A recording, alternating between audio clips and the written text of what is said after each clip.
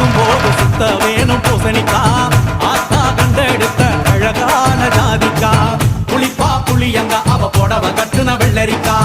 புளிப்பா புளியங்க அவ புடவ கட்டுன வெள்ளரிக்கா